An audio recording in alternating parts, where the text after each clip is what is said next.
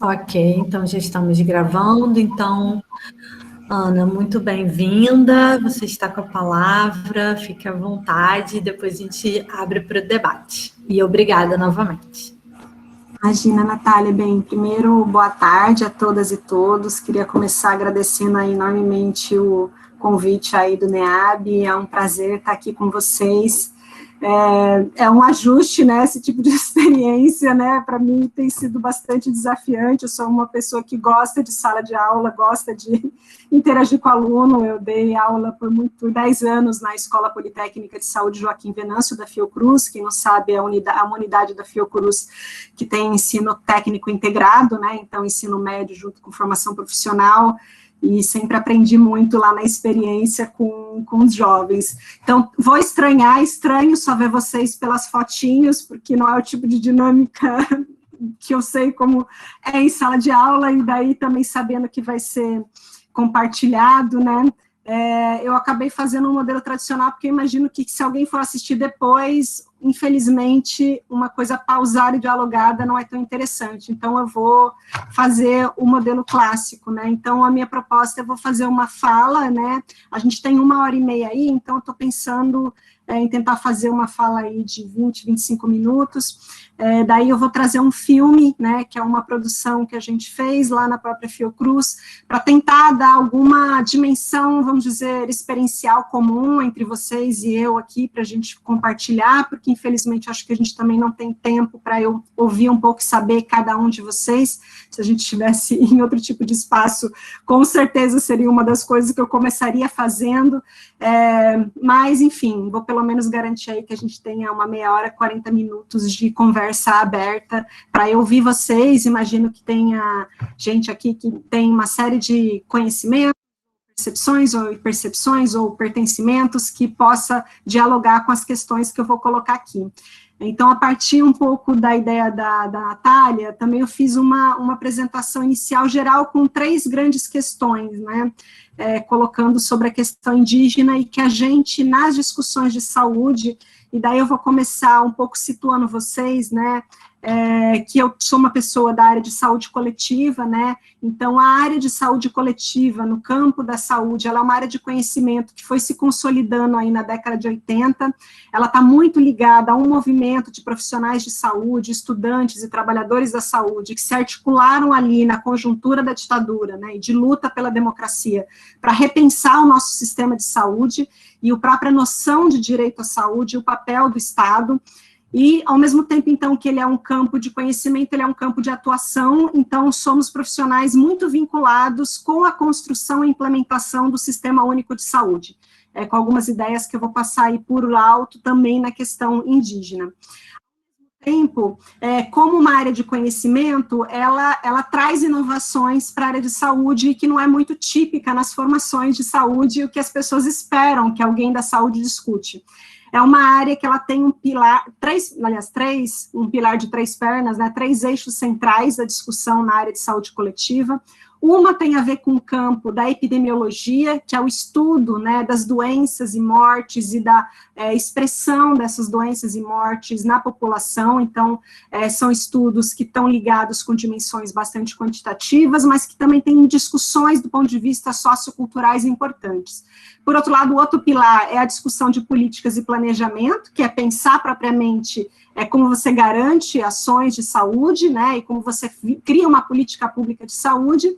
E o outro conjunto de área é as ciências humanas e sociais em saúde. Então, a saúde coletiva tem um braço forte de diálogo com conhecimentos da áreas de humanas, né? Então, com a antropologia, que é o que eu vou ressaltar aqui, mas também com a ciência política, com a geografia, com as ciências humanas em gerais, com as áreas de comunicação. Então, a saúde coletiva é uma área que, em geral, as pessoas não têm muita noção, não é a área, vamos dizer, que na saúde até a mais valorizada socialmente, porque ela não está ligada com assistência médica necessariamente ponta, mas ela está ligada, sim, com inovação tecnológica, né? A Fundação Oswaldo Cruz, como uma instituição dessa área, trabalha muito de inovação tecnológica, mas com sentidos de tecnologia bastante múltiplos, não só tecnologias duras de equipamento, mas também tecnologias relacionais, de articulação política, de comunicação, de educação em saúde. Então, é uma área muito ampla e que conjuga um perfil de profissionais que nem todos vieram também da saúde. Eu, por um acaso, sou médica, mas você vai encontrar pessoas da área de saúde que trabalham comigo e que vieram da biologia, que vieram das ciências sociais, que vieram da engenharia, que vieram, às vezes, até de áreas mais, eu já tive aluno de ciência de computação, então é uma área também muito aberta, diferentes trajetórias que vão se agregando numa perspectiva bastante também ligada à ideia de interdisciplinaridade e com preocupações ligadas a bastante amplas, como democracia, como saúde, o entendimento de saúde, que não está ligado com a ideia de doença e também não está ligado necessariamente somente com a ideia da dimensão biológica do processo saúde-doença. É outra coisa que eu vou enfatizar aqui para vocês.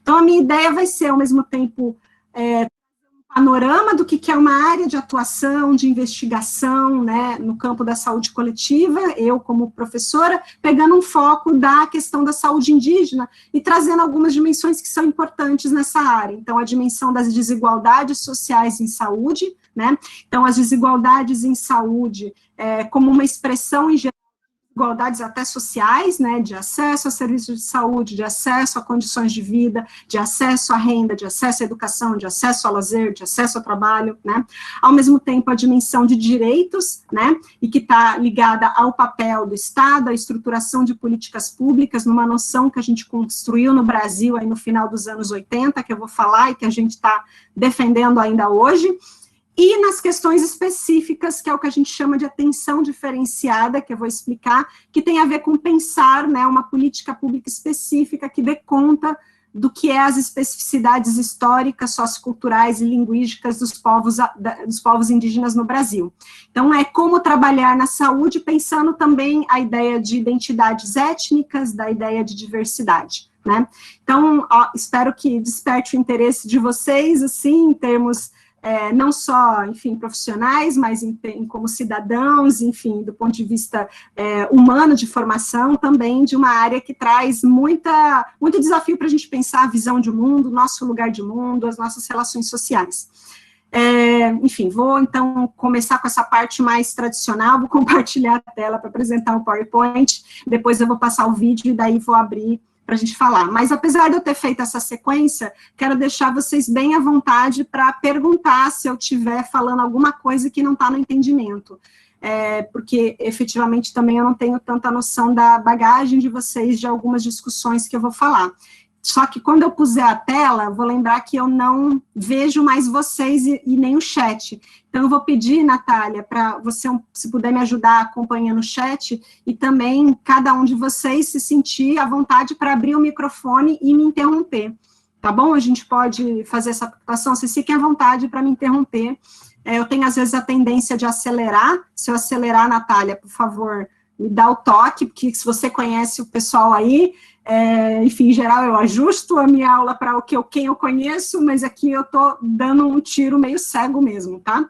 Então, mas vocês fiquem muito à vontade, eu não me incomodo nem um pouco de ser interrompida, tá? Até prefiro ser interrompida do que deixar as coisas acumularem de dúvidas.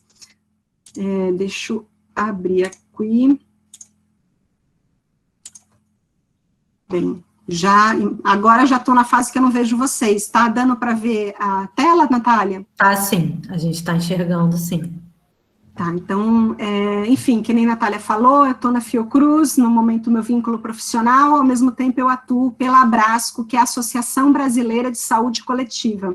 Ela é uma entidade que ela agrega, tipo uma associação que agrega trabalhadores, estudantes e profissionais de saúde, mas também movimentos sociais, em torno dessas pautas ligadas com a saúde coletiva. Ela foi criada em 79, e ela é uma entidade que faz eventos e atuação científica, como congressos, mas ela também tem uma atuação política importante, com posicionamentos, parcerias, enfim, atuações políticas também. Bem, então, assim, um panorama inicial que a gente sempre começa colocando é a gente entender um pouco, quando falamos povos indígenas, estamos falando de quem, né? É importante vocês terem essa noção, e talvez vocês já tenham, né, que quando chegam aqui os colonizadores, né, os portugueses, espanhóis, franceses e todos os demais, aqui era um território ocupado há mais de 15, 20, 25 mil anos, né? Então, este território, hoje conhecido como Brasil, Américas, era um território plenamente ocupado por um conjunto diverso de sociedades, com diferentes características. As estimativas variam muito, porque a gente não tem precisões ainda nesses estudos, mas no território chamado hoje Brasil, as estimativas variam entre 1 e 10 milhões de pessoas e mais de 1.000 povos indígenas diferentes nesse território. Em termos de língua, também eram milhares de línguas faladas, né? Uma primeira questão também importante ao falar de povos indígenas é as terminologias. Então, vocês vão ver que eu vou falar sempre em povos indígenas e evitar, por exemplo, a terminologia índio, né, que é uma terminologia construída ali, nesse engano aí da América, né, se está no caminho da Índia, e ao mesmo tempo também evitando algumas outras terminologias, né, então às vezes as pessoas, em vez de falar línguas indígenas, falam dialeto, né, dialeto é uma outra coisa, né, línguas indígenas são tão diversas e complexas como o português, o espanhol, o francês, né, algumas línguas indígenas têm sim dialetos dentro delas, mas quando eu falo em línguas, são um conjunto de idiomas completos e complexos, diferentes uns dos outros. A gente também não usa a terminologia no Brasil tribo, né? Tribo também é uma terminologia que tem uma carga aí negativa associada com estudos aí que já foram bastante superados com essas ideias que muito ainda estigmatizadas dos povos indígenas ligadas a essa ideia de sociedades primitivas.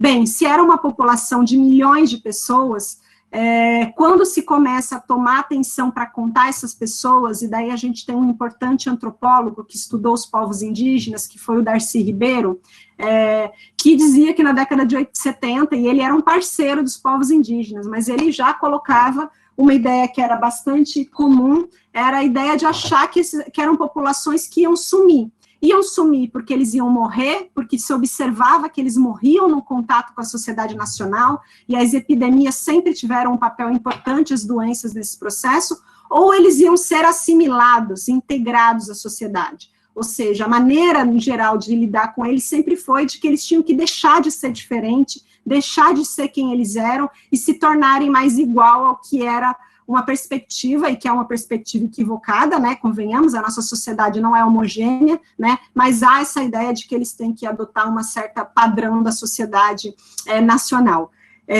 Essa população, felizmente, apesar dessas perspectivas pessimistas aí na década de 70, 60 e 50, de que eles iam sumir, a gente tem visto, e daí os estudos de quantitativo de indígenas no Brasil, eles só estão sendo aprimorados recentemente, porque anteriormente havia muita pouca preocupação com essas populações em identificar elas e efetivamente quantificar ou muito menos protegê-las. Quando muda, e eu vou falar, né, a partir do final dos anos 80, com a Constituição no Brasil, e muda a relação do Estado brasileiro com esses povos, e passa a se reconhecer o direito deles existirem como povos diferenciados, é que se passa a ter mais preocupação nos sistemas de informação, tanto demográficos, produzidos pelo censo do IBGE, quanto os de saúde, identificar essas pessoas. Então, os dados mais recentes mostram que nos últimos anos, nesses últimos 20 anos, é o dado que eu estou mostrando aí, se em 2000 achava-se que eles estavam em torno de 300 mil pessoas, atualmente a nossa expectativa é mais de 1 milhão de pessoas, pois o censo de 2010 identificou ali cerca de 900 mil pessoas indígenas. Em proporção na população brasileira, eles são uma minoria, né? É 0,4% da população. Porém, eles estão, eu vou mostrar um mapa, em todo o território nacional. Antigamente se dizia que não estavam em todos os estados, atualmente a gente tem sim povos indígenas em todos os estados da nossa federação, não tem necessariamente territórios indígenas reconhecidos, que é um problema que eu vou colocar, mas tem mais de 505 terras indígenas reconhecidas que ocupam cerca de 12% do território nacional. Essa população está principalmente na região norte, né, Então, cerca de 54% na região da Amazônia Legal, mas cerca de 1/3 dessa população, já no censo de 2010, estava em área urbana, né? Então, essa presença indígena na cidade é uma questão específica, né? A gente pode falar isso no debate depois, mais fica muito invisível ainda para as pessoas por conta do preconceito e estigma que ainda há. A pessoa indígena, primeiro, que chega na cidade, é importante que saiba que, em geral, ela vem por motivos, seja que seus territórios foram invadidos, seja porque ela não tem ali no seu território políticas públicas e condições de vida, seja por violências. Então, frequentemente, a migração, né, ela ocorre não por um desejo, né, ela ocorre por busca de melhores condições de vida ou fuga, né, e muitos territórios indígenas foram muito invadidos, eu vou mostrar. Então, assim, é uma população toda que foi obrigada a transitar, mesmo que a gente possa dizer que todo o território nacional originalmente é indígena, né, porque só quando chega aqui em 1500, esse território inteiro estava ocupado, né, e essa ideia também, que é muito comum, né, da Amazônia como território virgem, está sendo desconstruída, porque os estudos arqueológicos mostram que a região amazônica e os biomas brasileiros, inclusive os biomas, por exemplo, como do sul do Brasil, das araucárias, eles foram intensamente transformados pelos povos indígenas que milenarmente têm tecnologia para intervir nesse meio ambiente. Então, a Amazônia, ela foi construída, né, as araucárias foram distribuídas pela atuação dos caingangue, né. Atualmente, a gente tem um mapeamento que temos mais de 300 povos indígenas no Brasil, ou etnias. Em termos de línguas indígenas, tem ao redor de 274, e tem muitas pessoas indígenas que ainda hoje nascem, cuja primeira língua não é o português, mas é a sua língua indígena. E o Brasil é um dos países do mundo com maior número também de registros de povos chamados isolados, que são grupos indígenas que ainda hoje optam por não ter contato com outros povos indígenas ou com a sociedade nacional. Esses povos isolados também, é importante que vocês saibam, eles não estão num paraíso idílico, não. Eles frequentemente estão em fuga, porque eles sabem da presença de outros povos e da sociedade, sabem por objetos, sabem por contatos eventuais, mas eles optam por ficar isolados, distantes. Até a década de 80, é importante que vocês saibam, o governo tinha de ir ativamente atrás e provocar o contato. Esses contatos sempre foram catastróficos, esses grupos sempre adoeciam e morriam, e foi causada a extinção de muitos grupos por conta disso. Então, a política atual é não fazer contato com esses grupos, a não ser que eles busquem esse contato. Então, uma coisa importante de vocês verem é como estamos melhorando a nossa ideia da presença indígena brasileira, que era invisível. Então, você vê aí que o mapa do censo do IBGE de 91, que é à esquerda, você tem aí um esparçamento da ocupação territorial. O mapa de 2010, vocês veem a presença intensa de indígenas em todo o território nacional, né?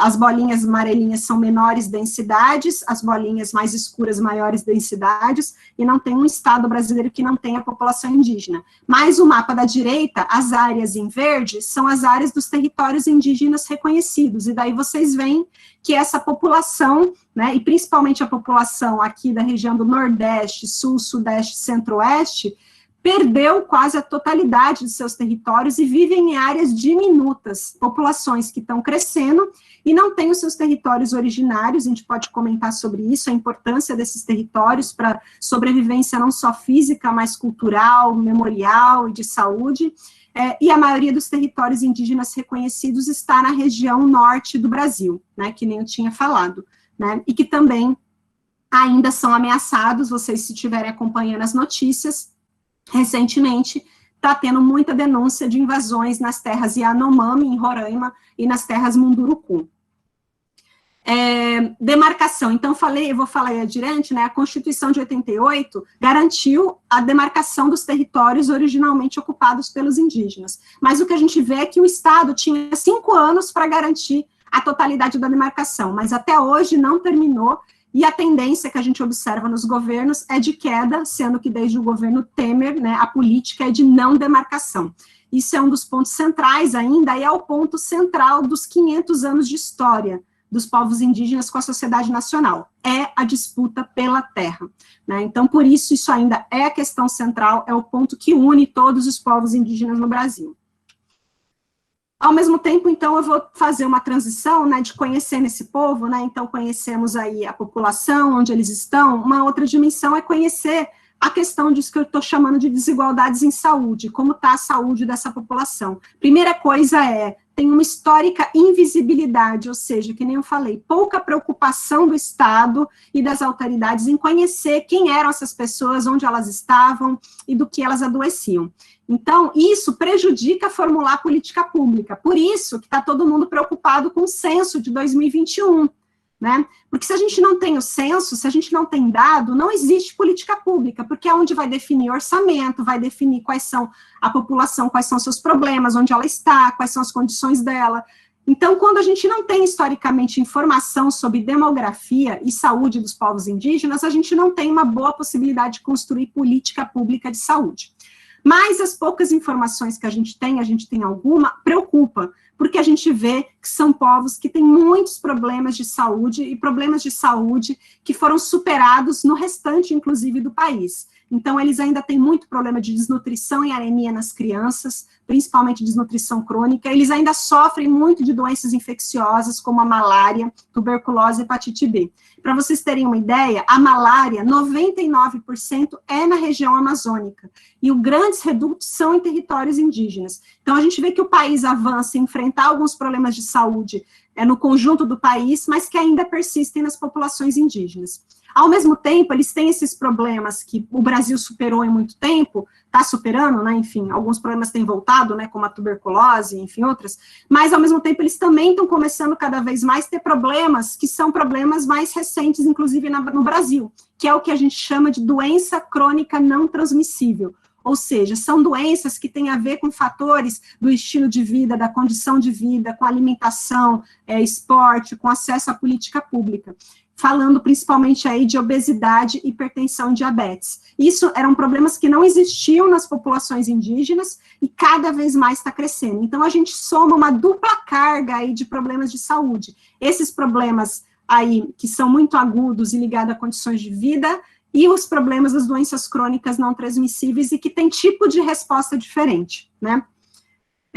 E que são problemas, né, também muito resultantes do contato com a sociedade nacional, quer dizer, eles não tinham esses problemas. Voltando de novo para a malária. A malária é uma doença que foi importada nas Américas, não tinha nas Américas, né? Ela foi trazida de outras pessoas de outros continentes. A gente tem um grande estudo que ocorreu entre 2008 e 2010, foi coordenado pelo grupo da Abrasco, que foi o primeiro inquérito nutricional de saúde dos povos indígenas, e que também deu dados preocupantes. Por exemplo, saneamento. Saneamento é um bom indicador de condições de vida e saúde. E a gente vê que no Brasil, 20% dos domicílios indígenas só que tem banheiro em casa, ou seja, 80% não tem uma estrutura sanitária no seu domicílio e tem que defecar fora, ou no mato, ou em latrina, né? Acesso à água, 55% ainda é poço artesiano e não necessariamente tem controle da qualidade dessa água para saber se ela é potável, né? Então, isso está muito associado com problemas como as diarreias nas crianças que geram desnutrição. Também foi feita uma avaliação da saúde das crianças indígenas até 5 anos de idade, e se viu que, na média, 25% das crianças indígenas têm desnutrição crônica, e na região norte isso chega a 40%. Também se viu muita anemia, se viu muita hospitalização por diarreia e infecção respiratória aguda. Esses são 2 problemas que a gente chama de causas preveníveis, que são respondidas pelo que a gente chama atenção primária à saúde, que são as equipes de saúde da família que atuam no território, e que elas conseguem controlar e evitar esses problemas. Então, isso são problemas que são grandes na população indígena e que poderiam ser evitados, e que ainda são as principais causas de morte em crianças. E a gente também viu as mulheres indígenas com uma tendência a excesso de peso, né, que preocupa, né, e também uma alta prevalência de anemia, né. A gente também tem olhado a mortalidade, comparando a mortalidade de pessoas indígenas e não indígenas. E quando a gente compara isso, a gente vê que em todas as faixas etárias, as pessoas indígenas morrem mais que as não indígenas. E particularmente na infância, na faixa de 0 a 4 anos. Esses gráficos que eu coloquei aqui, né, na coluna, esses 2 da esquerda é homens, na da direita é mulher, a linha de cima é população em área urbana e a linha de baixo é população em área rural. A linha vermelha superior, que está aparecendo superior em todas, é de pessoas indígenas. As linhas mais para verde é pessoas brancas. Eu vou comparar esse extremo do Brasil. E vocês veem que todos os jovens indígenas menores de 15 anos, né, estão com a sua curva acima das pessoas brancas de mortalidade, ou seja, em todo esse período as pessoas indígenas, os jovens indígenas, morrem mais que os jovens não indígenas, principalmente os brancos. Claramente, a população negra também é afetada nisso, mas ainda no Brasil, no geral, a população indígena tem indicadores mais desfavoráveis. E daí, se a gente olha um indicador muito sensível, né, de saúde, de desenvolvimento do país, que é um indicador que a gente chama mortalidade infantil, né, que é a quantidade de morte de crianças por 1.000 nascidos vivos, né, a gente vê, quando a gente compara a média do quanto o Brasil está, nesse período de 2010 a 2017, o Brasil está em 13 a 12,4 mortes por 1.000 nascidos vivos, no geral não indígena. Você vai ver que as crianças indígenas, né, elas chegam a ser 2, às vezes 3 vezes maior. Em alguns grupos indígenas, essa taxa, como o Yanomami, chega a ser 100 crianças a cada 1.000 nascidos vivos. Então, a gente tem uma situação muito preocupante. Isso leva o quê, né? A falar da responsabilidade da sociedade, do Estado brasileiro, em proteger essa população e ofertar política pública.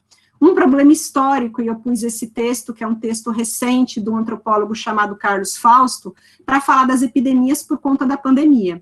A pandemia foi um problema violento para todos nós, mas para os povos indígenas ele aciona memórias muito recentes de problemas que eles já viviam, né? Não é um evento novo essa ideia de uma doença que chega, alastra em toda a população e faz morrer muita gente. Eles viveram isso muito. Então, tem muitos relatos. Esse é um relato de um indígena lá do Alto Rio Negro, que está falando que lembra ali, em 1950, quando chegou o sarampo, e que matou praticamente toda a população, né? Então, eles lembram, né? Ele fala lá, eu sei, Pamu, né? Que ele está se falando com o branco. É como o sarampo no tempo do meu avô, Agatsipá. Agatsipá sobreviveu a vários surtos e epidemias que vitimaram a população do Alto Xingu durante o século XX. A epidemia do sarampo, em 54, é a mais lembrada. Foi aguda e veloz, vitimando famílias inteiras, sem que houvesse tempo para enterrar direito os mortos. Quando todos estavam doentes, não havia quem pudesse providenciar comida, muito menos dispor dos corpos. É nessa hora que os urubus se aglomeram e as pessoas se espalham, levando a doença para outras partes. Então, só para vocês verem um cenário dramático, e que, em geral, está correlacionado às epidemias com a fome, né? Por quê? Porque numa comunidade indígena, tudo que eles dependem para viver, eles produzem, não tem um comércio ali. Então, a casa eles constroem, eles fazem a manutenção, a comida toda é produzida, os objetos do uso cotidiano.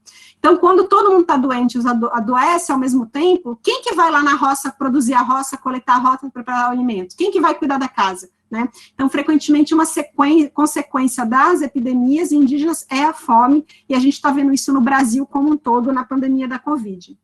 Mas daí eu vou falar agora da parte da política pública, né?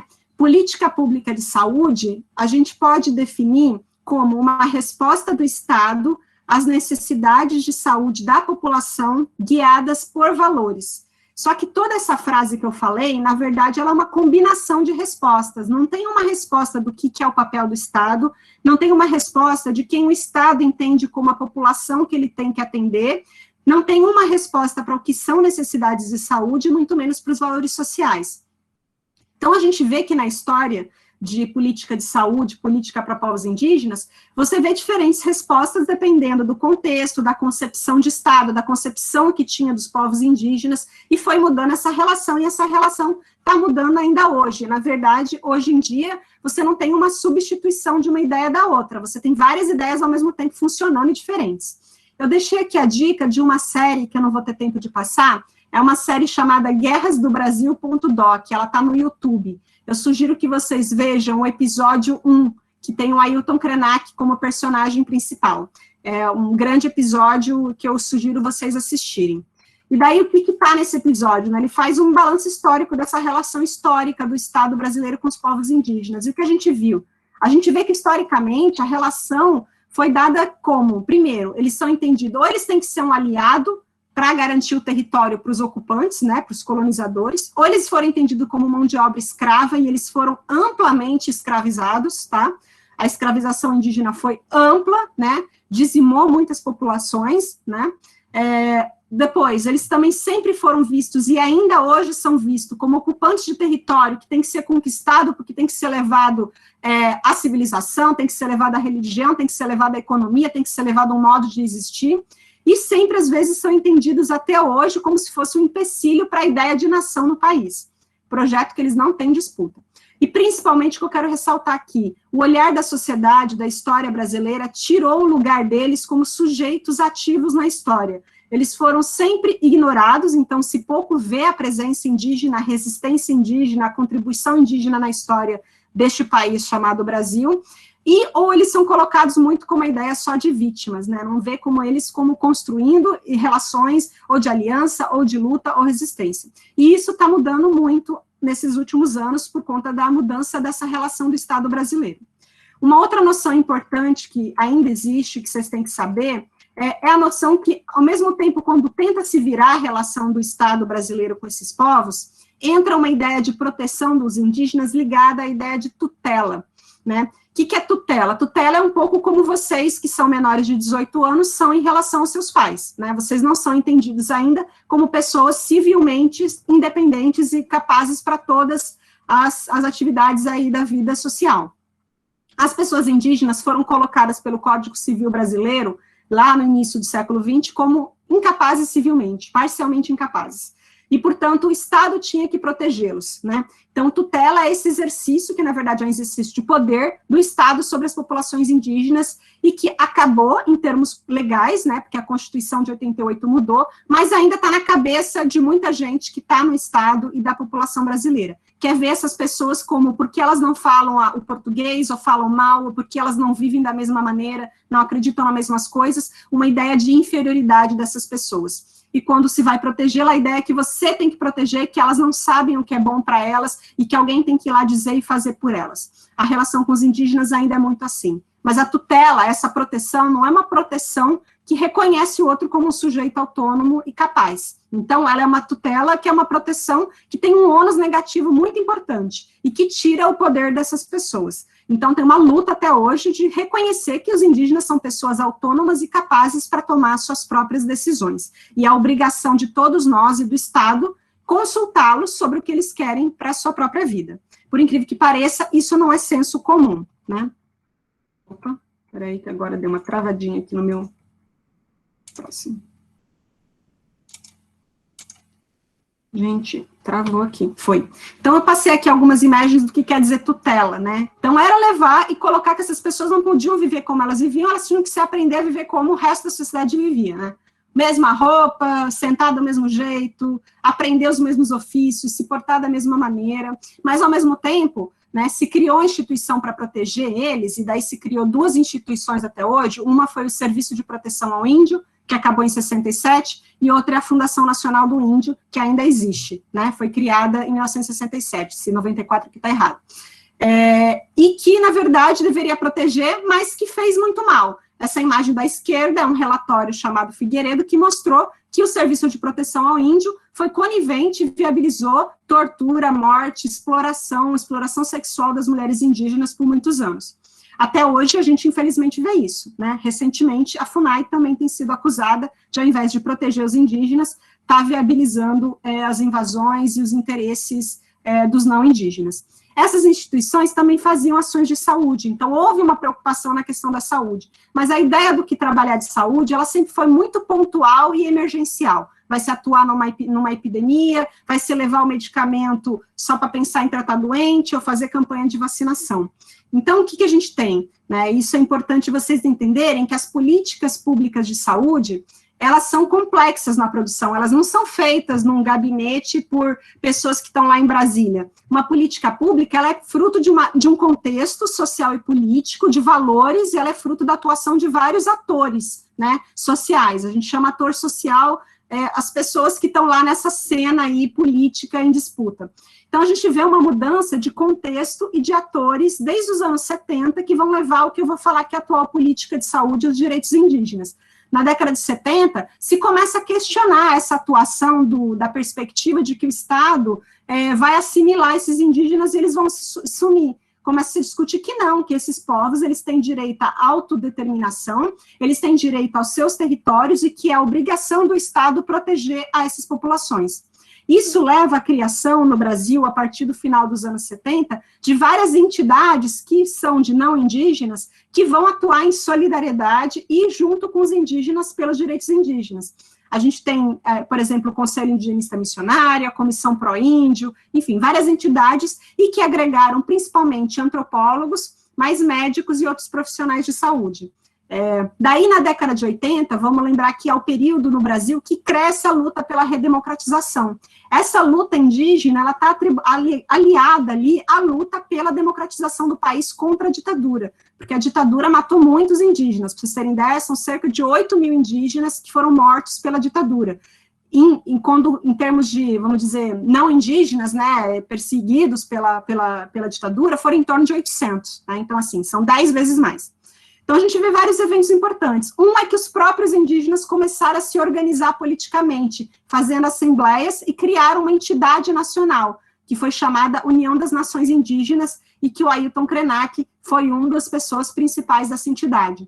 E daí, essas organizações indígenas começaram a atuar com os não indígenas, com aquelas entidades que eu te falei, para fazer ações de saúde e produzir informações sobre a saúde e os povos indígenas e denunciar os problemas de saúde que eles estavam tendo e pressionar para que o Estado fizesse algo.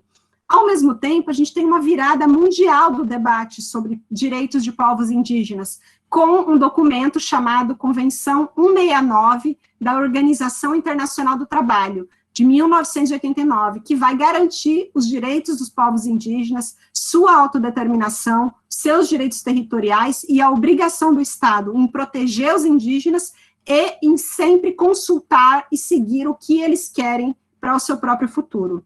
Isso é uma mudança de concepção de mundo para mudar a relação da sociedade e dos estados em relação aos indígenas. Ao mesmo tempo, a gente começa a ter debates de saúde. Então, tem em 1986 o que a gente chama de uma primeira Conferência Nacional de Proteção à Saúde do Índio. Gente, acho que eu já estou falando demais. Que vai discutir concepções do que seria a saúde para os indígenas. E daí, tá lá, saúde para indígena é terra, é território, né? Que saúde é cidadania para os indígenas, né? Eu coloquei essa foto aqui porque tem uma figura importante na saúde coletiva, que é o Sérgio Aroca. Mas nessa conferência estavam as várias lideranças indígenas também, como a Ailton Krenak, o Raoni, entre outros. E daí, saúde indígena está definido ali que saúde indígena, ela é altamente impactada com contato na sociedade nacional, com como eles ocupam território, né, com a posse dos territórios, a sua integridade desses territórios, com o seu direito a ser cidadão pleno e reconhecido como uma questão que afeta a sua saúde, lembrando que eles eram tutelados, mas também com acesso a serviços de saúde, né, que respeitasse essas especificidades étnico-culturais e geográficas. Então, isso também está na nossa Constituição. A Constituição de 88 tem o artigo 231 que diz: garante-se aos índios sua organização social, costumes, línguas, crenças e tradições, e se reconhece a demarcação e usufruto exclusivo de seus territórios. Isso é o marco que diz que a relação do Estado e das políticas públicas com os indígenas, ela vai ter que seguir e respeitar essas diversidades e especificidades. Então, essa ideia dos direitos específicos se agrega aos direitos amplos de todos os brasileiros, inclusive os índios, como a ideia do direito à saúde. A Constituição de 88 também tem o artigo 196 que diz: a saúde é direito de todos e dever do Estado, garantido por políticas sociais e econômicas que levem à redução da doença e agravos, ligado com a ideia de promoção, proteção e recuperação, né? Lembrando que isso se conjuga ao direito específico. Então, isso leva a criar uma política de saúde específica. Então, em 1999, é criado, dentro do Sistema Único de Saúde, o que a gente chama subsistema de saúde indígena, parte integrante do Sistema Único de Saúde, que é composto por uma rede de 34 chamados distritos sanitários especiais indígenas. Esses 34 distritos estão em todo o país. Vocês vejam que ele não respeita o limite administrativo de município ou estado, porque ele vai respeitar a ocupação tradicional dos territórios, Então, você vai ver, que nem o distrito que é aqui na sua região litoral sul, que pega do Rio de Janeiro ao Rio Grande do Sul, que é a área de ocupação dos povos Yanomami, né? Então, tem distritos com diferentes características, cada distrito vai ter uma organização do serviço de saúde que é igual às equipes de saúde da família. Em cada comunidade tem um agente indígena de saúde, um conjunto de comunidades tem uma equipe de saúde com médico, enfermeiro, técnico de enfermagem, odontólogo, técnico de saúde bucal, que vai estar visitando e atendendo, e tenta resolver a maior parte dos problemas. Se não consegue resolver no território indígena, a pessoa vai para a cidade, fica numa casa de saúde do índio e vai ser atendida pelo restante da rede SUS. Mas tudo isso tem que ser feito considerando o que a gente chama de atenção diferenciada. O que é atenção diferenciada? É esse princípio da organização do que a gente chama modelo de atenção. O que é modelo de atenção? É como se organiza a resposta para lidar com os problemas de saúde de uma população, né? Então, a gente tem esse princípio, por quê? Porque tem que se considerar 3 aspectos. É todas essas especificidades culturais, epidemiológicas e logísticas dos povos indígenas, ou seja, você tem que adequar o que são suas rotinas de trabalho a como que é as coisas lá na comunidade. O outra, que você tem que considerar as representações, os valores e práticas de adoecer e cuidado dos indígenas, assim como seus próprios especialistas, porque eles têm categorias de doença, eles têm já critérios e medidas preventivas, eles têm critérios e ações de promoção, eles têm sistemas de cura, então eles têm um monte de recurso para tratar, e isso cuida da maior parte dos problemas deles. Então, o sistema oficial, a biomedicina, ela chega para complementar o que já funciona no território indígena. E, por fim, também a ideia de que os indígenas têm que participar em todas as etapas dessa política de saúde, na formulação, na gestão e execução, né? Isso quer falar, né, então, o que eu estou trazendo para vocês é dessas implicações da antropologia na saúde, que tem a ver com algumas noções que eu vou falar por alto aqui. Uma é a noção de que os processos biológicos da doença e não são universais, ou seja, que tudo que é biológico passa por dimensões sociais e culturais. O nascer, o morrer, a alimentação, a gestação, tudo isso é feito, na verdade, de pleno significado simbólico humano produzido coletivamente. Outro, relativizar que a biomedicina, que a medicina científica, é um dos sistemas médicos que elabora categorias para doença, que elabora medidas de prevenção, que elabora cura, né? Existem outras medicinas, como as medicinas, por exemplo, até consideradas alternativas, né, chinesa, ayurvédica, mas também as medicinas indígenas, né? As sociedades indígenas têm sistemas médicos complexos. Por outro, relembrar que a cultura ela implica em tudo que tem a ver com saúde, então você tem que considerar essa dimensão. E que a intervenção em saúde, né, a atuação dos profissionais de saúde, ela está marcada por relações de poder por assimetria entre o médico e o paciente, entre o indígena e o não indígena, entre a biomedicina e a medicina indígena, né? Então, são dimensões bastante complexas. Então, essa é essa é a apresentação inicial que eu queria fazer, e daí ninguém me interrompeu, então eu queria ver se alguém quer interromper, porque daí eu vou passar um vídeo, que é algumas falas e depoimentos sobre tudo isso que eu comentei. É mais uma sintético, mas eu acho que pelo horário, como eu falei mais do que eu queria, seria bom eu já ouvir algumas perguntas, e daí a gente assiste o vídeo. Natália, você me ajuda nisso? Oi, Ana. Olha, até agora o pessoal está tímido aqui no chat, mas a gente já tem uma pergunta. Eu também tinha algumas perguntas para fazer. Eu não sei, acho que de repente posso colocar. Ah, não, temos algumas outras aqui. Você prefere que a gente te leia as perguntas logo? Opa.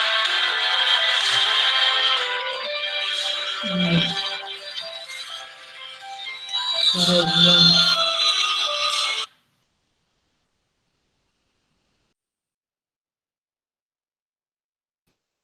pessoal, peraí um minutinho que eu acho que a Ana teve um problema aqui com a internet. Deixa eu ver se eu consigo reenviar para ela aqui o link.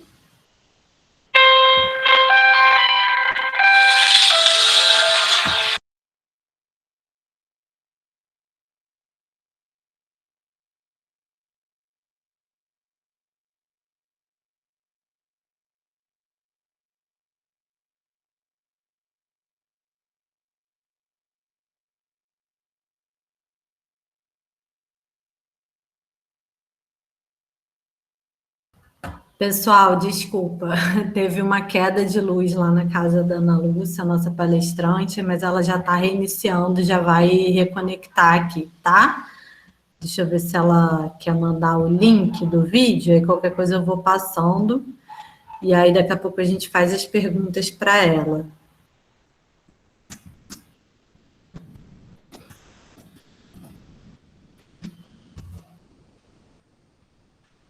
Vocês podem ir colocando as perguntas aí no chat, tá? O pessoal que está aí na monitoria tá anotando, né, também.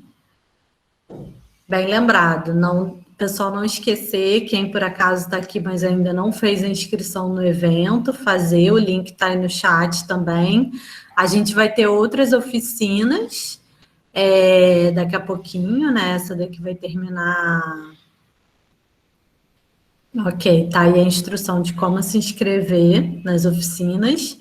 Essa daqui vai terminar 4h15, e aí na sequência a gente vai ter, inclusive, uma oficina que tem diretamente a ver com essa que a gente está discutindo aqui, né? Que vai ser feita pela Dada Baniwa, que é indígena do povo Baniwa, que vai falar também sobre os conhecimentos tradicionais do povo dela e a relação disso tudo com a pandemia de Covid-19.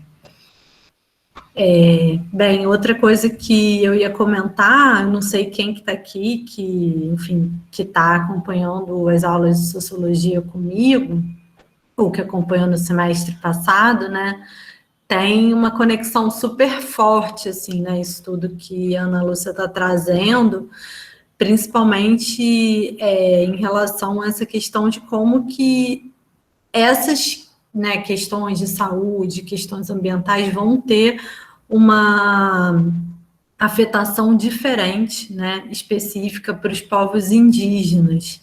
Então, eu acho que vocês podem ir puxando aí da memória algumas coisas que a gente viu na aula, se quiserem formular perguntas.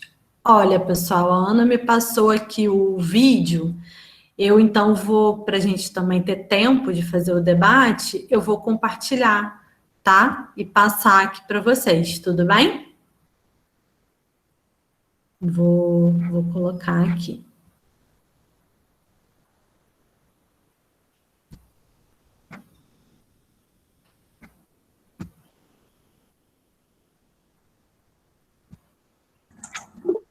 Voltei, gente, eu estou no meu celular.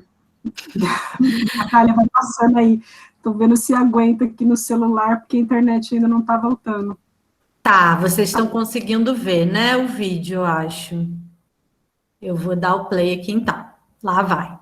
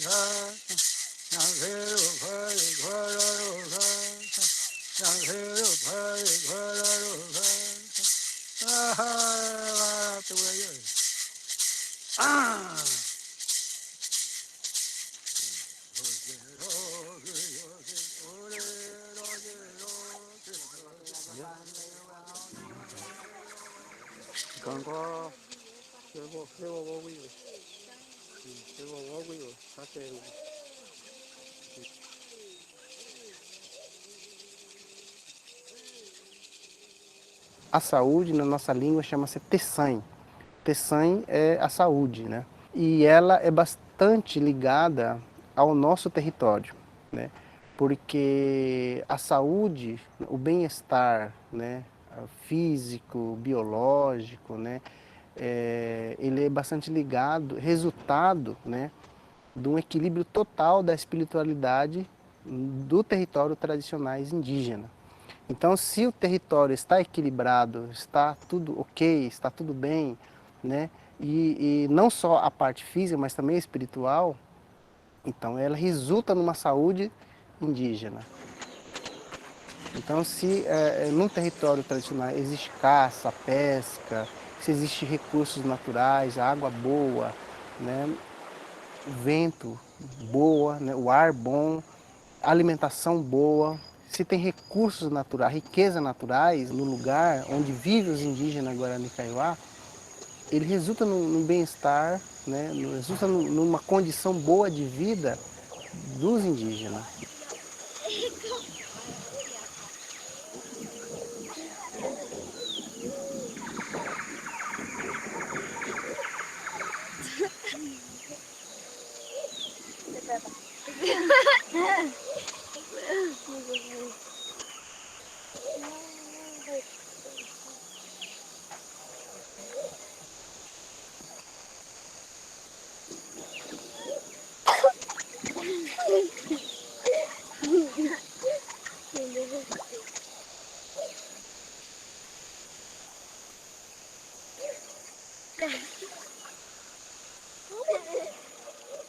E na visão indígena também, a saúde é um processo em que ele se constrói, né? A forma de a gente trabalhar, a forma de viver, a forma de práticas culturais resulta também num tipo de ser indígena, que é a identidade. Na nossa língua chama-se Ecô. Tudo isso hoje é quebrado, né? Pela presença de outro modelo de vida, né? E por isso, um dos resultados disso é o impacto sobre a saúde indígena hoje, né? Então, uma questão muito séria hoje os indígenas estão doentes, não só fisicamente, mas espiritualmente, coletivamente, né? O ambiente familiar, né? Então, mudou tudo e exige um grande desafio hoje para nós. Então, hoje é necessário buscar alternativa de como superar isso, e uma delas é a retomada do seu território tradicionais, na busca disso como referência para poder produzir um novo território.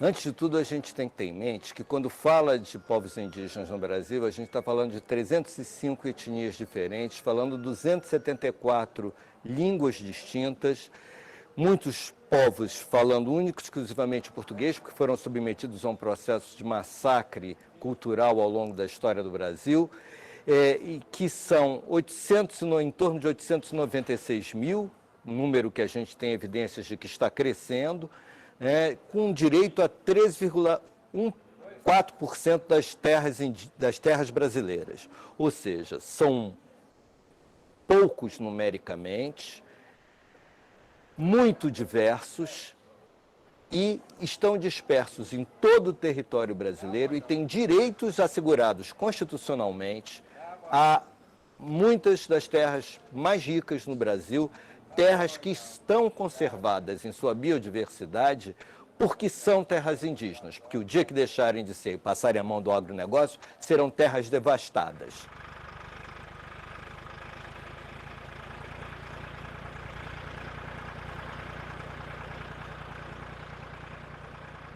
Então, eu acho que a América Latina enfrenta certas características em comum sobre as práticas médicas, não só da medicina, mas estou agora falando grupos indígenas e grupos populares. Mas o México, Venezuela, Colômbia, Brasil, Argentina, Chile, que encontramos em todos que, primeiro, saúde da população indígena sempre são taxas epidemiológicas bem piores que outras populações. Então, voltado para a segunda, acho coisa que nós encontramos é que toda a situação do indígena e os programas de saúde são à mercê dos projetos de desenvolvimento do país. Então, toda a retórica de direitos, etc., etc., quando você tem nos fazendeiros, quando tem um projeto de petróleo, quando você tem uma barragem que quer fazer, e este em qualquer país, Chile, Argentina, Brasil, Colômbia, qualquer lugar. E esta é uma coisa que, de fato, a política de saúde não consegue resolver.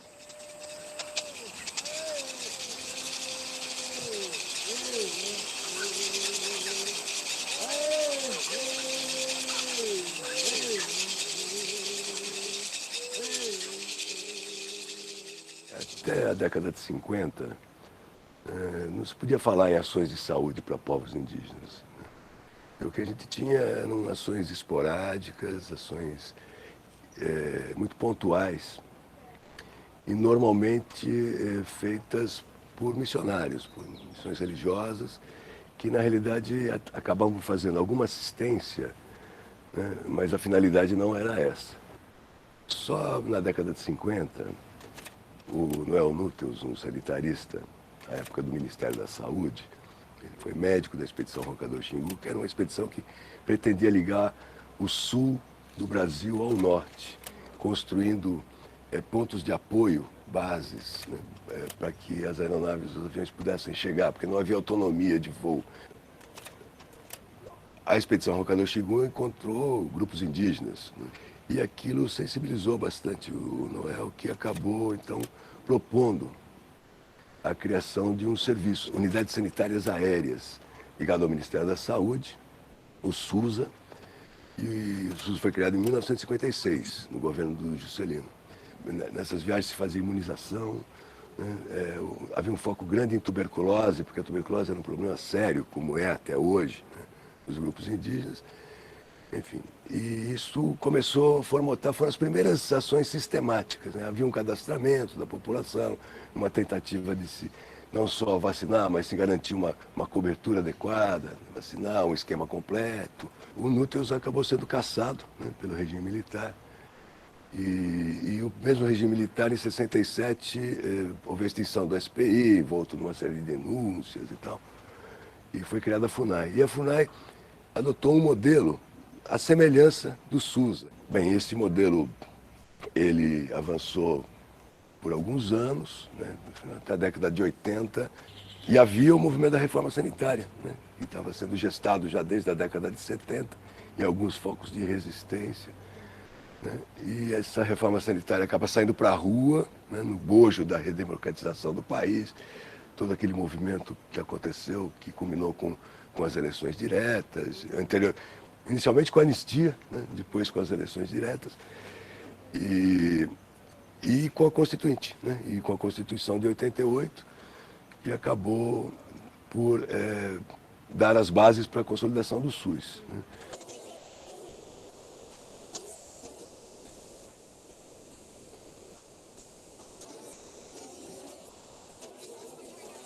O que significa esse conceito de saúde? E não é simplesmente que as pessoas não têm doença, é mais. Né? É um bem-estar social, que pode significar que as pessoas tenham mais alguma coisa do que simplesmente não estar doente. Que tenham direito à casa, que tenham direito ao trabalho, que tenham direito a um salário condigno, que tenham direito à água, que tenham direito à vestimenta, que tenham direito à educação, a ter informações sobre como se pode dominar esse mundo e transformá-lo, que tenha direito ao meio ambiente que não nos seja agressivo, mas pelo contrário, que permita a existência de uma vida digna e decente, que tenha direito a um sistema político que respeite a livre opinião, a livre possibilidade de organização, a livre possibilidade da autodeterminação de um povo, e que não esteja todo o tempo submetido ao medo da violência de um governo contra o seu próprio povo. A 8ª Conferência Nacional de Saúde, quer dizer, um marco, né, na nossa reforma sanitária, já foi possível fazer uma primeira Conferência Nacional de Saúde Indígena. Né? Alguns militantes desse movimento tinham interface com a questão indígena e também o movimento indígena. O movimento indígena ele floresceu nesse movimento. A UNI, por exemplo, o Álvaro Tucano, o Ailton Krenak. Neste meio do caminho, se conseguiu fazer a 2ª Conferência Nacional de Saúde Indígena, em 93, que também foi emblemática, uma participação indígena muito grande, e que naquele relatório tem as bases do que se desejava para a atenção à saúde indígena no país, do que se propunha. Eu acho que tem dois protagonistas muito importantes aí. Um deles foi a Comissão Intersetorial de Saúde Indígena, né, que acabava sendo uma caixa de ressonância dentro do Ministério da Saúde, próximo ao Conselho Nacional de Saúde, colocando a realidade da situação da saúde indígena e tal. E também o Sérgio Aluca, né, nosso eterno professor, né, que, deputado federal à época pelo Rio de Janeiro, acolheu e fez um projeto de lei, defendeu esse projeto de lei que foi aprovado em 99, que é o projeto de lei que reforma a Lei 8080 e acrescenta então o subsistema, cria os distritos sanitários especiais indígenas, fala na atenção diferenciada e que o SUS deveria se adaptar, né, para acolher e para essa demanda de maior complexidade vinda do subsistema de atenção primária.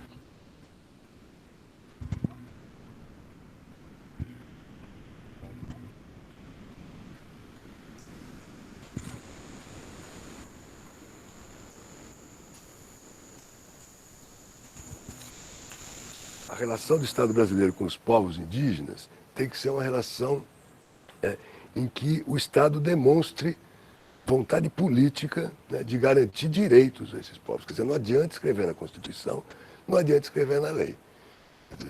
Então, nós temos um arcabouço jurídico, né, de legislação, desde leis até portarias, que, no meu ponto de vista, garantiriam tranquilamente uma gestão diferenciada para a saúde indígena. Né? Se você tem uma secretaria que é especial de saúde indígena, você tem um distrito sanitário que é especial de saúde indígena, tem uma política que diz que tem que ser diferenciado, quer dizer, nós temos que fazer isso valer, né? Na radicalidade. Né? Eu não estou dizendo para não fazer licitação, né? Não estou fazendo, mas estou dizendo assim, para tirar o foco disso, né, e focar no modelo de atenção, quer dizer, o que nós estamos fazendo lá. Né? Investir na capacitação das pessoas. Você não vê formação de pessoal para a saúde indígena, nem nas universidades e nem no serviço. Eu vejo que as pessoas que se formam na academia vai depender muito do tipo de currículo que ele vivenciou na academia, né? A maioria pela minha experiência, né, a maior parte dos cursos de saúde, nos cursos mais são cursos que é frequentado pelos elites, né? Então, na área de saúde, pelo menos que eu tenho experiência, e sempre quando se aproxima na comunidade, ou ele tem uma relação com a comunidade bastante restrita, né, meramente a partir do atendimento, né, e isso dá um impacto muito grande na comunidade. A alternativa nesse sentido, os indígenas que saem da universidade, ele volta para a sua comunidade e constrói, né, novos caminhos de solução, contribui para a comunidade, a partir da potencialidade da comunidade, novas soluções, dialogando com vários setores dentro da própria comunidade e construir a solução e não sobrepor aquilo que aprendeu na universidade na sua comunidade. Então, esse é um desafio que tem na mão do acadêmico e dos profissionais indígenas. Ele pode ser uma das coisas que ele pode ser, o que aprendeu na universidade, ele pode impor de uma forma impositiva na sua comunidade, atropelando os elementos da própria comunidade, né, os valores da comunidade. Isso é um desafio que tem, né? E depende do tipo de formação que recebeu na universidade. Se não tem uma reflexão nesse sentido, ele atua como não indígena na própria comunidade, atropelando a sua diversidade lá dentro.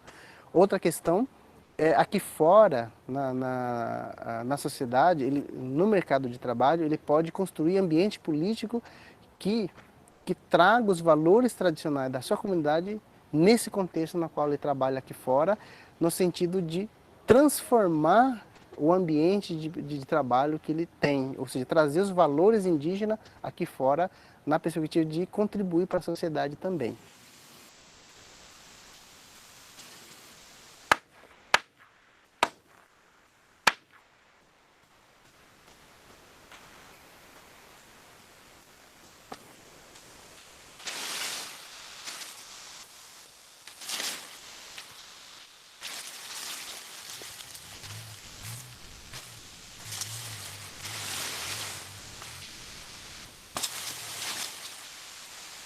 Tem uma aluna que acabou de defender uma dissertação de mestrado sobre os egressos indígenas aqui no Mato Grosso do Sul.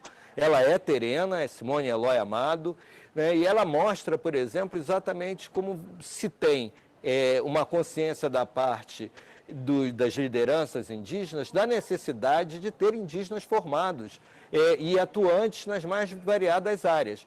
Mas ela mostra também que há áreas e áreas e áreas que deveriam ter espaços especificamente para profissionais indígenas que estão longe disso.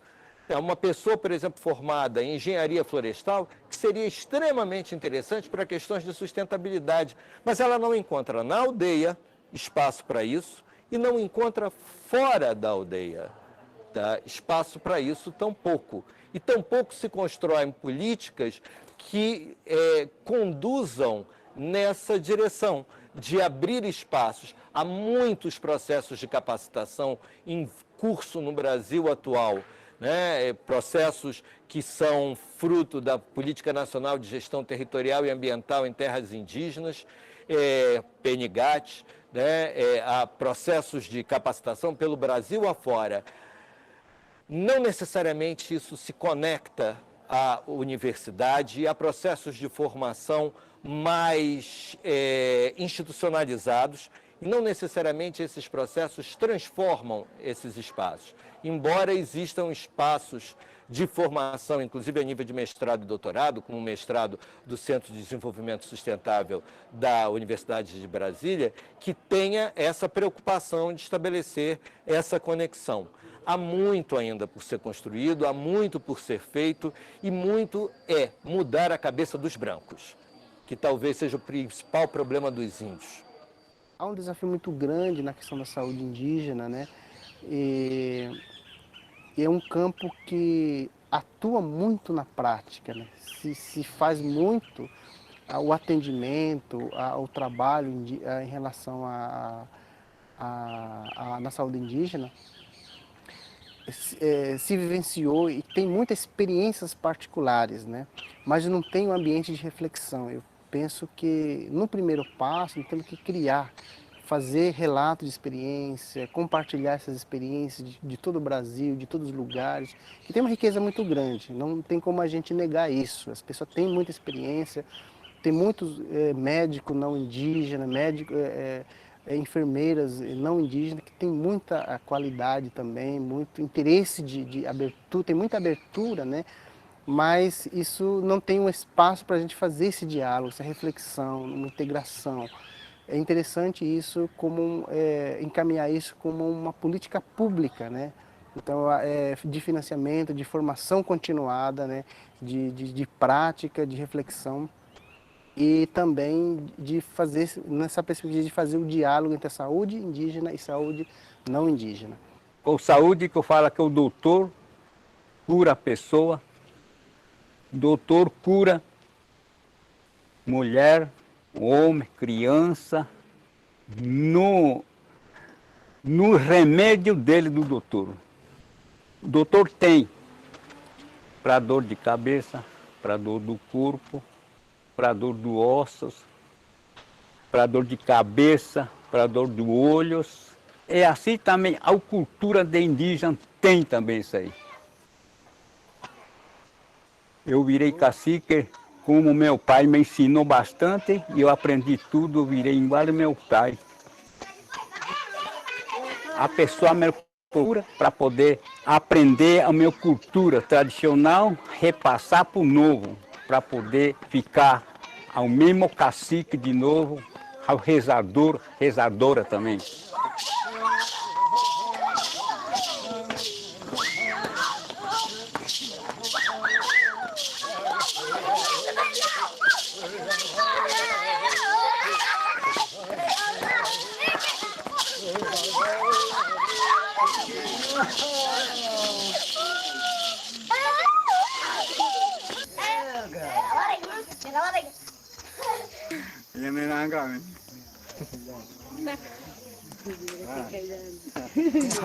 Acho que pode interromper, Natália, né? São os créditos. A gente ganha uns minutinhos aí, porque estamos quase na hora. Bem, uma notícia para Para finalizar, o cacique Valério, que é esse senhor que fala aí, e é uma referência importante, ele faleceu de Covid também recentemente. Foram muitos dessas lideranças e desses conhecedores anciãos, que são os últimos, às vezes, que conhecem a língua, que conhecem várias tradições e medicinas, e que, infelizmente, faleceram aí pela Covid. É uma tragédia não só familiar, comunitária, mas é uma tragédia do ponto de vista, de conhecimento, de epistemologias, que são visões de mundo que morrem, né? Com essas pessoas que são realmente os conhecedores.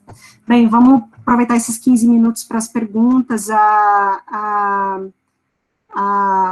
Natália já me passou 2 perguntas aqui que fizeram, uma sobre o atendimento da mulher indígena em situação urbana, se tem um atendimento específico para elas.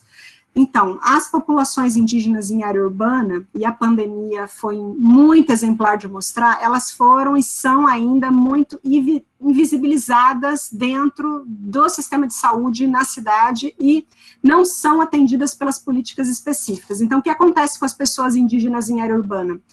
Elas não são reconhecidas como sujeitos indígenas de direito das suas políticas específicas, então não são reconhecidas para receber vários direitos que os povos indígenas têm pela CESAI, que é a Secretaria Especial de Saúde Indígena, ou FUNAI, por exemplo, e, ao mesmo tempo, os serviços em área urbana não reconhecem ela como pessoas indígenas e que têm um direito também a uma atenção saúde específica e diferenciada, ou às vezes nem reconhece que é indígena, né, porque a pessoa aqui no serviço em área urbana raramente se pergunta para a pessoa qual é a cor ou raça dela e se ela é indígena, né, e esses serviços não são preparados e nem sabem que está dentro da lei que cria o Sistema Único de Saúde, que cria o Subsistema de Saúde Indígena, diz que a rede SUS toda deveria se adequar e entender que as pessoas indígenas, em qualquer contexto, elas têm essas especificidades culturais, linguísticas, e devem ter um atendimento diferenciado. Então, atualmente, as mulheres indígenas em área urbana, e muitas amigas indígenas que eu tenho, que vivem em área urbana, elas não têm uma relação de referência no serviço. Se elas vêm da comunidade para a cidade é pior, né, ou se elas estão aqui há mais gerações, frequentemente elas vão ser obrigadas a ter uma relação como qualquer pessoa no serviço de saúde, e o serviço de saúde não tem qualquer preparo ou atenção específica para elas, né. Isso, em parte, até porque na formação da graduação em saúde, a gente é ensinado de que não tem diferença de você fazer um pré-natal para uma mulher indígena, negra ou branca, né? Não tem diferença fazer um pré-natal na cidade do Rio de Janeiro, na Zona Sul, ou na cidade do Rio de Janeiro, em Paracambi. Não tem diferença em fazer um pré-natal aqui, ou em Manaus, onde eu estou agora, ou lá no Alto Rio Negro, que é uma área indígena. Que é um olhar construído pela medicina científica com uma falsa ideia de neutralidade, com uma falsa ideia de que o parâmetro é busca de leis universais, que ignora que tudo que é humano é construção social e cultural, né, e simbólica, né. Então, por exemplo, porque eu estou falando do pré-natal de uma mulher indígena, em muitos grupos indígenas, o preparo da mulher para a gestação começa quando ela nasce menina. Tem uma série de rituais que ela vai fazer ao longo da vida e está tudo correlacionada para ela ter uma boa gravidez. A ideia de concepção de gravidez, ela também passa por outras noções. Tem muitos grupos que não trabalham para a ideia do espermatozoide do óvulo, né? Tem muitos grupos que trabalham com várias concepções de como se é produzido o feto e como se mantém a gravidez, inclusive com a questão da relação sexual, com mais, tem várias, a diversidade está enorme, né? Só que o profissional de saúde, ele é treinado a achar e olhar aquilo como se fosse um fenômeno único. E daí o que isso acontece? Isso tira a curiosidade, isso tira a sua abertura para perceber outras coisas. E daí a pessoa nem para e pergunta, ou vai achar que tem uma outra alternativa de olhar aquela experiência humana da gravidez, ou de outra coisa ser feita além de ir no ginecologista ou fazer exame que é necessário à saúde. Porque até a concepção de cuidado indígena não tem a ver com o indivíduo, que é uma noção ocidental construída. Os indígenas trabalham primeiro com a noção de pessoa, não de indivíduo, né, na ideia de pessoa como um produto social, e segundo, a sua saúde está ligada a todas as suas pessoas familiares. Então, o que o seu marido come, o que sua cunhada come, onde ele está, se está na cidade, tudo isso afeta a sua saúde e a gravidez, né, e isso depende de entender que é aquilo que eu falei do relativizar a biomedicina. entender que tem outras formas de entender os processos, inclusive esses ditos biológicos, e como você se relaciona e lida com ele, né? Então, atualmente, raramente tem uma especificação, a não ser que você encontre um profissional de saúde que individualmente tem uma sensibilidade. Isso não quer dizer que não tenham experiências inovadoras, tá? Em São Paulo, por exemplo, uma das maiores comunidades indígenas no Brasil está em São Paulo, tem a comunidade de Pancararu, ali no Morumbi, tem uma unidade de saúde da família que tem feito um trabalho para fazer um atendimento diferenciado. Aqui no Rio de Janeiro, na cidade, a gente está tentando construir isso com a prefeitura, nós temos o Conselho Estadual de Direitos Indígenas no Estado do Rio de Janeiro, faço parte pela Fiocruz, e a gente está construindo um trabalho ali do lado da aldeia vertical, que fica ali na Estácio, tem uma unidade de saúde que a gente tem trabalhado para tentar garantir isso. A outra pergunta que fizeram foi sobre os povos isolados. Já que eles não têm contato, como que as doenças chegam? Então, assim, quando eu falo que não tem contato, é aquilo que eu falei, não quer dizer a relação, mas eles percebem por várias coisas. Eles percebem os objetos, e às vezes eles recebem a doença, e por incrível que pareça, uma das formas de levar doenças para os indígenas, que ocorreu até recentemente, é a entrega de roupa de pessoas doentes e de hospital para os indígenas adoecerem e morrerem. Então, frequentemente, a transmissão, assim como foi colocada da Covid, vocês vão lembrar que a Covid, uma das orientações foi a transmissão da Covid por objetos, né? E daí esses indígenas, eles estão circulando, eles vão encontrar, às vezes, objetos enfim, e objetos que podem estar contaminados, às vezes são colocados intencionalmente contaminados. Isso aconteceu em muitas regiões. A introdução de epidemias foi intencional como parte do processo de dizimação dessas pessoas para a ocupação dos seus territórios, né? Porque, efetivamente, até hoje tem gente que acha que índio não tem alma, não é um ser humano como os outros, e que para chegar a esse estatuto ele tem que se adequar à sociedade, né? Então, às vezes acontece o contato até eventual, às vezes esses povos isolados, eles às vezes transitam, então vocês já vão ter ouvido falar às vezes, que como acontece, eles entram numa fazenda, porque cada vez mais a área que eles vivem vai sendo invadida. Então, às vezes, eles vão entrar, eles vêm em uma casa de alguém, eles entram, mexem, né? Então, acaba tendo esse contato intermediário, entendeu? Muito mediado por objetos e coisas, e, infelizmente, essas coisas podem levar doenças, né? Ou, às vezes, até um contato com um outro indígena que vai conhecer, e essa pessoa indígena está mais em contato, então pode ter doenças que essas pessoas ainda não tiveram, né? Vamos lá, mais perguntas aqui que tem. Então, a gente não usa o termo desaldeado, a gente está tentando, tem uma discussão grande no movimento indígena, por esse assunto que eu falei aí, da população em área urbana. Vocês têm que entender que a identidade étnica não está ligada ao lugar onde você está.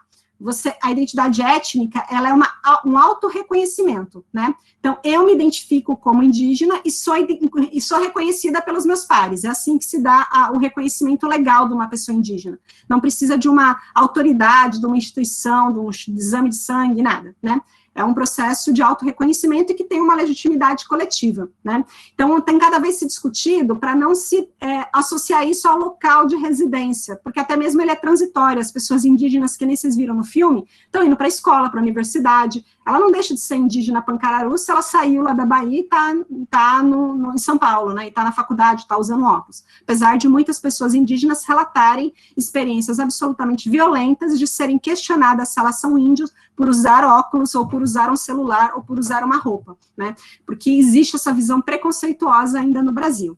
Então, a gente não fala desaldeado, tá? A gente tem tentado não usar esse termo, mas com certeza essas pessoas que estão fora de seus territórios, na transição com a relação com a sociedade, elas sofrem muito racismo e preconceito. E a palavra é racismo, sim. Até recentemente, pouco se usava o termo racismo para indígena, né? Era uma discussão forte do movimento negro.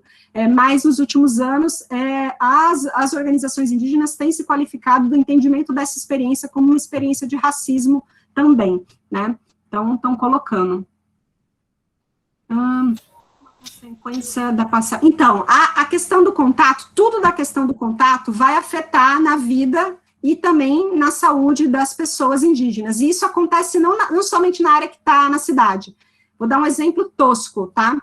Estava em área indígena, chegou um médico todo feliz, estava com um indígena Yanomami, falando, olha, eu apresentei a Coca-Cola para esse indígena. né? Então, assim, o contato e essas mudanças, elas, infelizmente, não acontecem só quando eles saem, porque, infelizmente, a nossa sociedade é muito arrogante, muito prepotente, e todos os indivíduos da nossa sociedade, na verdade, são reprodutores muito desses valores e chegam nessas áreas indígenas com esse tipo de postura. Ah, sua comida é ruim. Ah, você é sujo. Ah, você não usa roupa? Por que você não faz assim? Ah, você não está falando direito, né?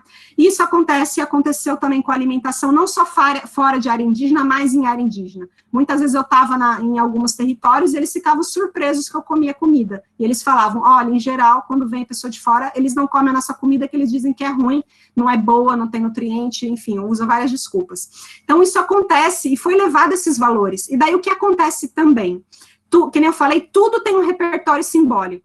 Os alimentos, em todas as sociedades, também na nossa e nas indígenas, tem um repertório do que é um alimento bom, o que é um alimento ruim, do que é um alimento que você tem que consumir pouco, tem que consumir muito. Isso, só que qual que é a questão no contato dos indígenas? Eles têm esse repertório pronto para os alimentos que eles conhecem, mas eles não têm para os alimentos que eles não conhecem. Só que os alimentos que vêm de fora e as propagandas, elas não vêm com essa mensagem do, olha, Coca-Cola você tem que tomar pouco e você não pode dar para criança menor de 2 anos. Vem ao contrário, tome Coca-Cola, seja feliz, Coca-Cola é ótimo. E o branco chega lá em geral e vem com esse papo. Então, eles acabam não tendo essa noção do que é, porque nem tem como ter, não tiveram experiência, não é dada informação, e claramente a tarjetinha dos nutrientes não é uma coisa informativa, legível, para as pessoas saberem. E, frequentemente, a introdução de alimento é feita dessa forma, muito rápida, é feita de uma forma em que qualifica como um alimento bom, e os projetos de apoio aos povos indígenas, frequentemente, eles não são feitos desde a base, eles são levando a referencial. Ah, vocês têm que aprender a ser agricultores familiares, produzir arroz. E não se pergunta qual é o carboidrato que eles consomem, porque eles já têm carboidrato, ou é o milho, a mandioca, não precisa levar arroz. Só que daí leva o arroz, e leva o arroz processado, comprado, né? E daí você troca um alimento, um carboidrato produzido bom, rico, e substitui por um carboidrato ruim.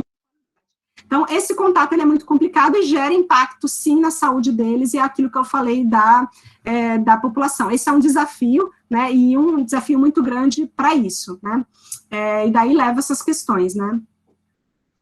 Alguém comentou a Joyce da menstruação. Exatamente, a menstruação, todos os fenômenos biológicos, assim, é que vocês devem ser muito mais jovens do que eu, mas eu ainda nasci na década de 70, as gerações das nossas mães, avós, também tinham uma série de repertórios de cuidado para a gente quando estava menstruada. As pessoas mais velhas, perguntem aí para suas mães e suas avós.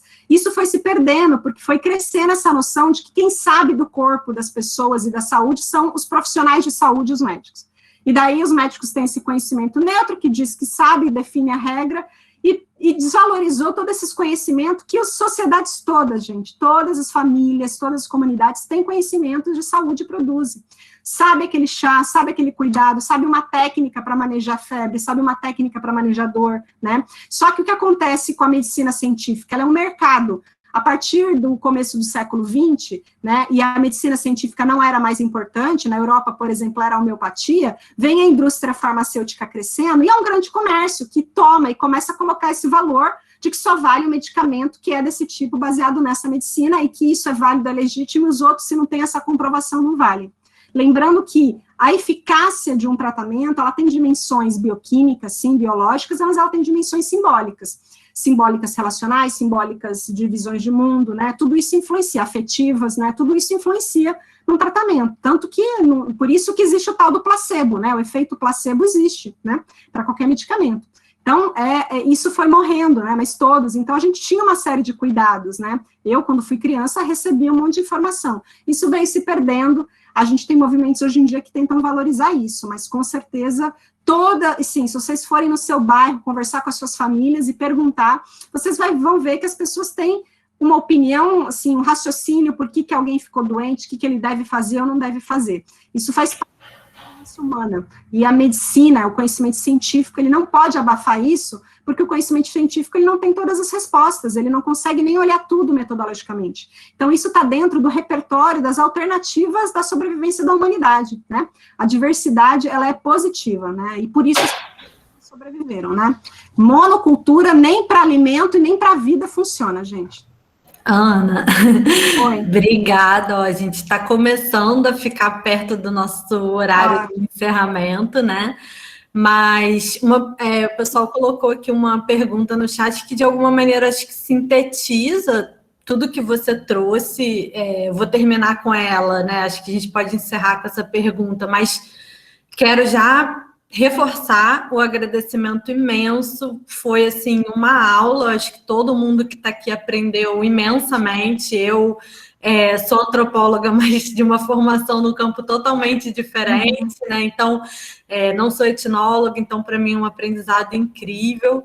Muito importante também, né? Tudo isso que você trouxe, a sua fala, o vídeo, porque eu acho que é fundamental que a gente tenha, né, essa experiência mesmo de compreender e refletir a partir e com os povos indígenas vivos, né? Eu acho que a sua fala trouxe isso muito forte, né? E essa é a luta na qual a gente tem que se engajar. Então, a última pergunta que colocaram aqui, que eu acho que de repente pode ser um encerramento, né? Que como poderia melhorar para os indígenas terem uma saúde de qualidade? Então, se você puder, de repente, fazer já um encerramento a partir disso, te agradeço. Claro, não, vou começar também agradecendo, né, a oportunidade, a troca, enfim, ficamos aí em contato. E, enfim, a gente tem, eu não coloquei, né, mas existe uma biblioteca virtual de saúde dos povos indígenas, vocês podem pôr no Google, quem quiser ler mais material. Eu também indico fortemente o site do Instituto Socioambiental. Eles têm um site, uma plataforma de todos os povos indígenas com informações, e eu também sugiro fortemente vocês pesquisarem nas redes sociais, no Instagram, TikTok, YouTube, Facebook, as pessoas indígenas e os influenciadores indígenas. Tem muitas e muitas pessoas influenciadores indígenas, muita informação disponível, muito jovem, muito coletivo de comunicação indígena, e eles estão falando por eles mesmos, e acho que é daí que se tem que ouvir a resposta de que essa... Primeiro, assim, o que é uma saúde de qualidade é uma coisa difícil da gente responder, né? Já que saúde é tudo isso, né? Então, saúde está dentro da sua cosmovisão. Eu vou retomar a fala do Eliel Benítez no começo do vídeo, né? Então, a saúde, ela está totalmente aliada com a sua visão de mundo. Então, a qualidade e chegar numa boa saúde para os povos indígenas, ou um conceito que está crescendo também, que tem a ver com isso, a ideia do bem viver, tem a ver com a ideia de você entender que a saúde vai ser dada nos próprios termos daquele povo. E daí uma coisa que eu tenho a retomar, né? Dentro da possibilidade de vida dos próprios termos dos povos indígenas, tem a ver a questão territorial. Então, não tem saúde sem território indígena. Então, a importância dos territórios indígenas, porque não só ali tem a dimensão memorial, tem os recursos terapêuticos, como tem a dimensão da proteção, da garantia da segurança alimentar, da educação, enfim, de todas as dimensões que são fundamentais para a vida dos povos indígenas. Então, assim, acho que a qualidade de saúde do povo indígena vai estar ligada a isso, com a sua visão e com a garantia do seu direito de seguir com autodeterminação a sua vida. Além disso, óbvio, eu não posso negar que eu acho que é uma conquista que os povos indígenas querem manter, o acesso aos recursos e ao seu direito à saúde, aos sistemas, porque tem problemas de saúde que eles precisam, sim, né, de apoio, tipo a Covid, ninguém vai negar a necessidade de um recurso terapêutico. Então, eles têm também direito o acesso a um serviço de saúde integral, como todos nós, de qualidade, né? A questão é como implementar e garantir isso, tem que ser feita de forma dialogada com eles. Então, a questão maior, mais do que o resultado, gente, é o processo. Quando se fala de relações interétnicas, o fundamental é se estar atento ao processo, a você construir um canal e uma relação simétrica de escuta, de respeito, e um percurso que seja dado à medida como eles pautam, que é o desejo que eles queiram que seja, né? Então, daí não cabe a mim dizer como vai ser, porque eu não sei, porque vai ser construído em cada contexto. Mas, enfim, vejam essas mídias sociais, procurem aí no YouTube, vejam esses influenciadores, abram aí a cabeça para possibilidades de mundo, aquele slogan lá da esquerda, outro mundo é possível. Na verdade, outro mundo, muitos mundos já existem, basta a gente aí olhar, e os povos indígenas são um repertório aí de mundos bastante impressionantes para a gente aprender. Enfim, então boa tarde aí, Natália, e boa tarde, um bom dia. Bom dia, muitíssimo obrigado, Ana. De nada. Até mais, obrigada para todo mundo que veio. Tchauzinho, espero que tenhamos outros encontros. Tchau.